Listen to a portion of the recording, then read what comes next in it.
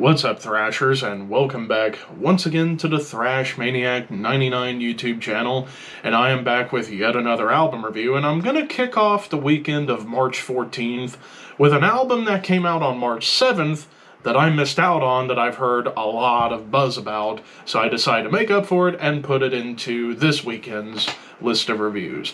So today I'm talking about the latest offering from Knoxville deathcore legends Whitechapel, HYMNS in Dissonance. So this came out on March 7th on Metal Blade Records. Now, full disclosure, I have never listened to a full Whitechapel album. I've only heard like a song or two here and there, snippets over the years. Mainly because me and deathcore don't really mix very well. I've only listened to a few deathcore bands, in terms of a full album, like Carnifex and Despised Icon in particular. But this one, I heard a lot of buzz. So I decided, you know what? I might as well give it a listen, do a review, and that way I can talk about it. Because I've always heard some good things about Whitechapel, but I've heard some not so good things about Whitechapel. And I will go ahead and say this is something that is good.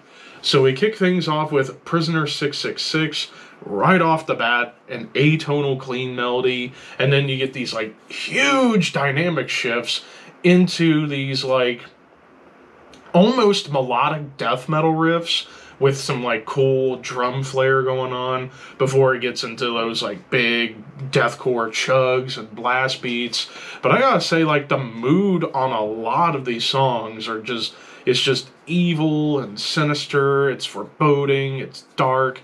It's just going for every kind of dark mood you can go for. Even some atonal tremolo melodies pop up as well. Thrashy leads, a breakdown, and then it just descends into madness to the very end. Now, I gotta talk about the lead work about this album, because of course the big thing with Whitechapel is 3 guitarists. And I think this album, all 3 utilized their abilities very well. You got one that's doing primarily the riffs, and then you got 2 guys who are doing the melodies and trading off of one another to add a little bit more atmosphere to the songs.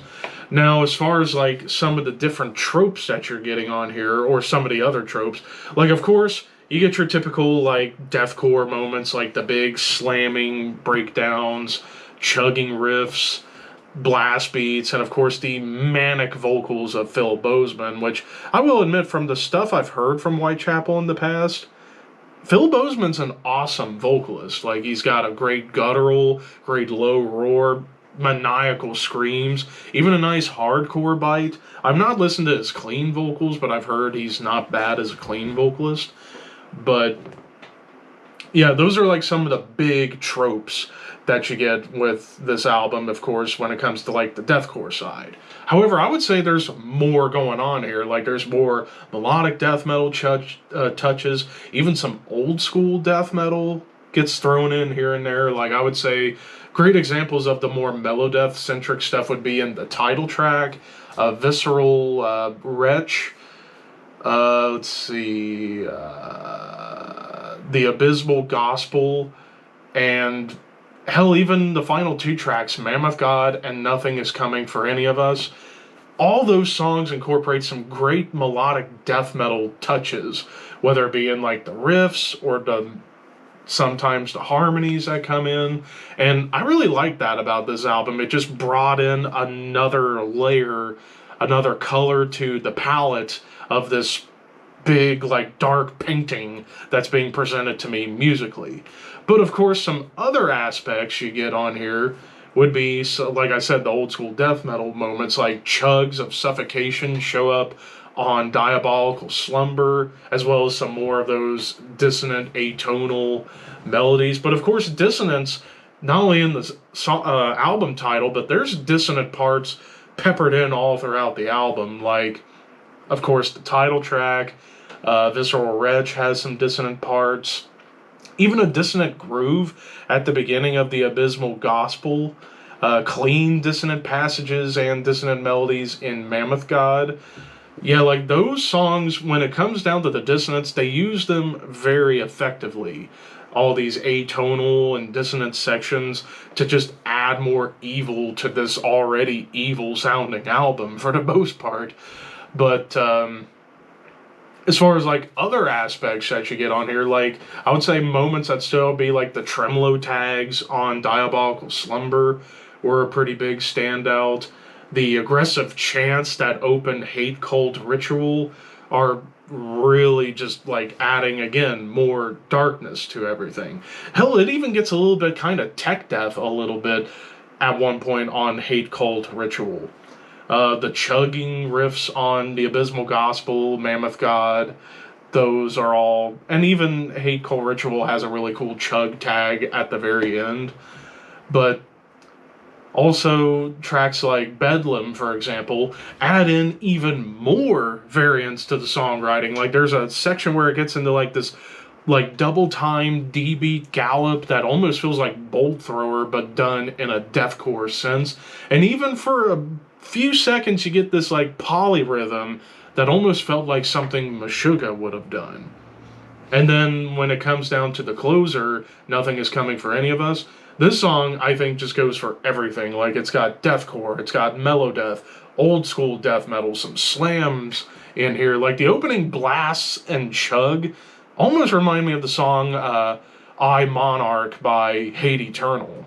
It just kind of made me think of that a little bit.